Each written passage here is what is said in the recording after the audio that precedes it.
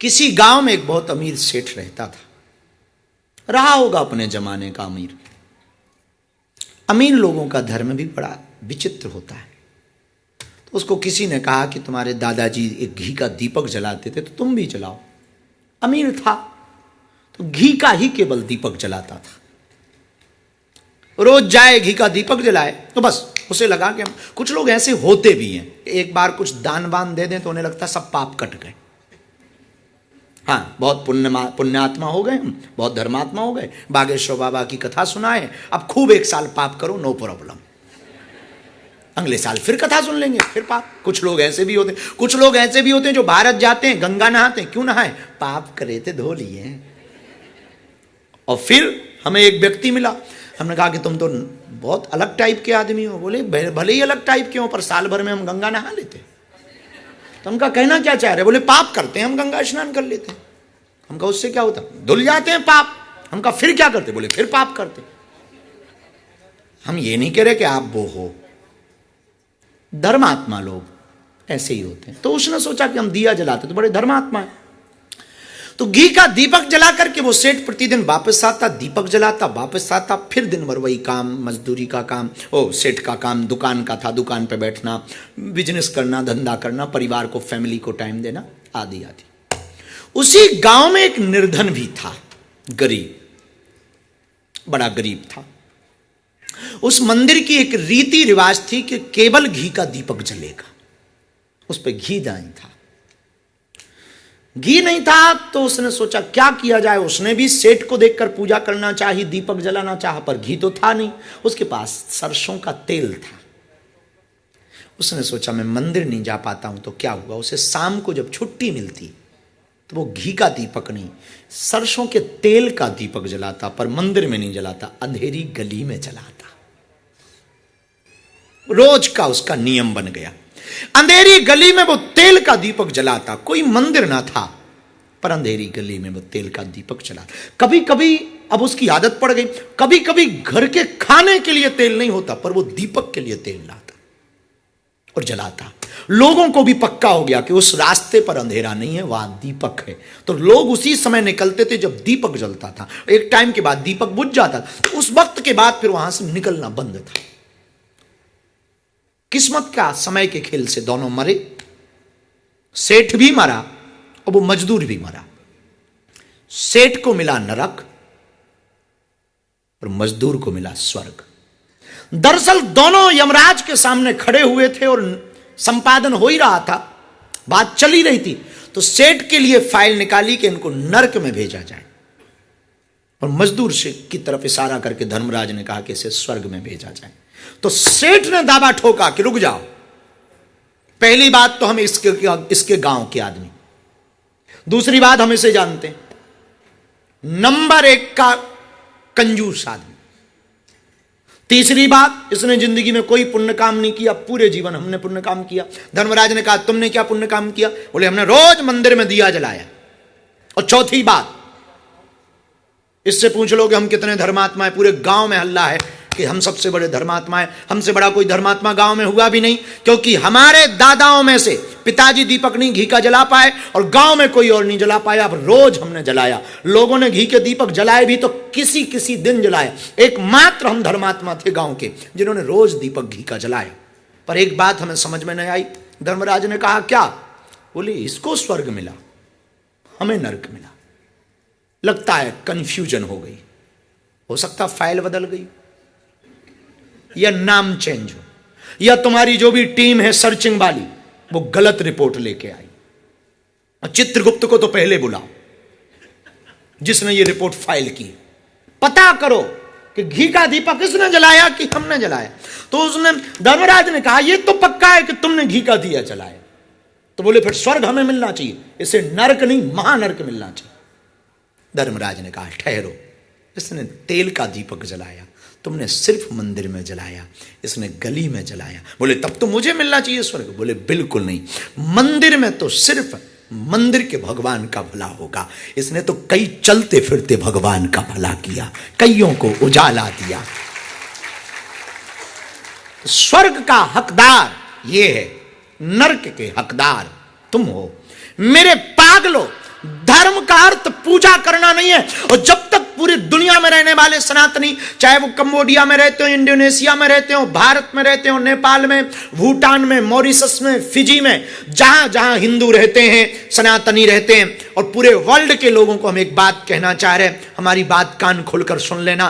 पूजा पाठ करना, मंदिरों को बनाना या चर्चों को बनाना या चर्चों में जाना या मंदिरों में जाना धर्म नहीं है। किसी दुख दीन दुखी के दिल में ज्ञान का दीपक जलाना, भूखे को भोजन कराना, प्यासे को पानी पिलाना, यह धर्म का अर्थ है। यदि यह समझ में न आया तो तुम धार्मिक नहीं हो सकते।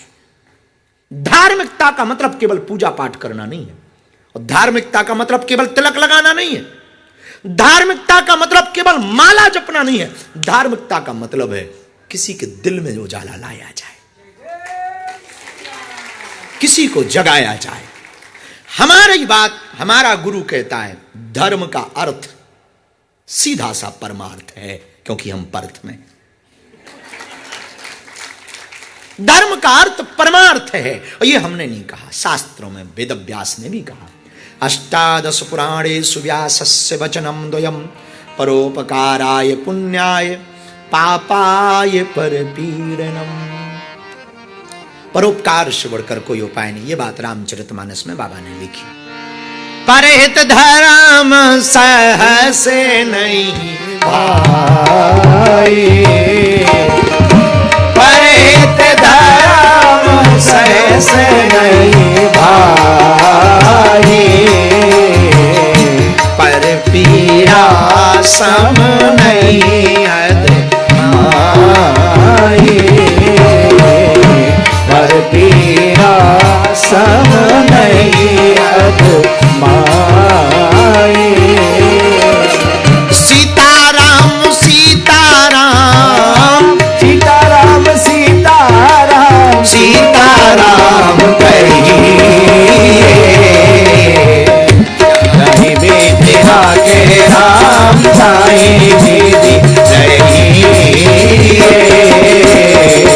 जाई बेटिया के राम साईं दीदी रहिए।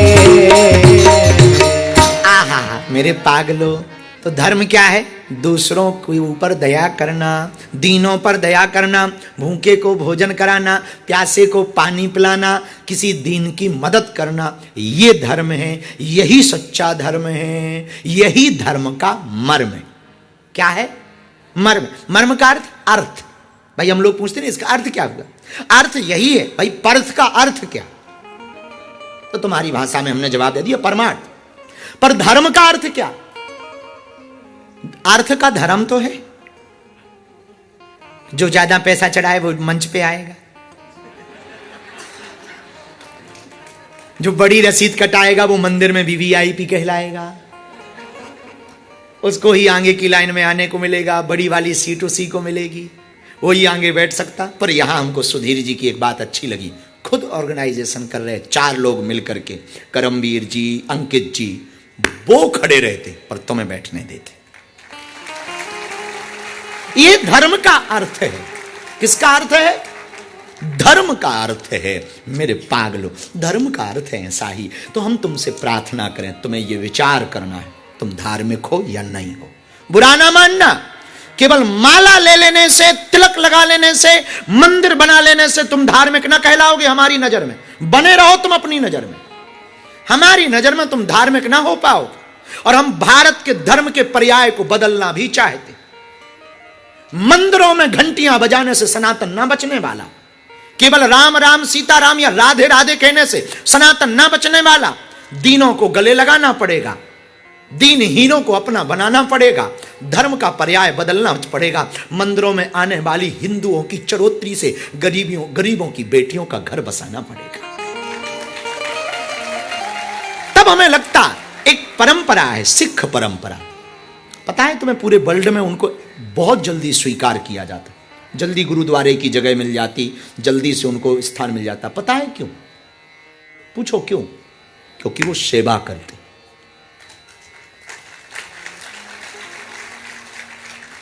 बुरा ना मानना, हम नारा दे रहे हिंदू हिंदू भाई भाई, तुम्हारा खुद का भाई बात नहीं कर रहा। और यहां तो आके हमें नई कहानी पता लगी ऑस्ट्रेलिया में। आज हम सभी मंदिरों के काउंसलर जो प्रमुख है उनसे मिल रहे थे। गजब है भाई सनातन, भगवान ही बटे हुए। बोले ये गुजरातियों के भगवान हैं, ये पंजाबियों के भगवान हैं, ये बिहारियों के भगवान हैं, ये साउथ इंडियंस गॉड। ठटरी के बरे, नक्कटा, मूसर चंदा। अरे प्रदेश वालों के भगवान है, भारत वालों के भगवान कहां गए? और सनातनियों के भगवान कहां है? भगवान तो सबका है जी, कृष्ण तो सबका है। वसुदेव कुटुंबकम, कृष्णम वंदे जगद गुरु। राम तो सबके हैं। यत्र रामो तत्र रामा च सर्वत्र रामा। और तुम कहते ये उनके हैं। भगवान मेरा है ये बेहतर है, लेकिन केवल मेरा है ये घातक है।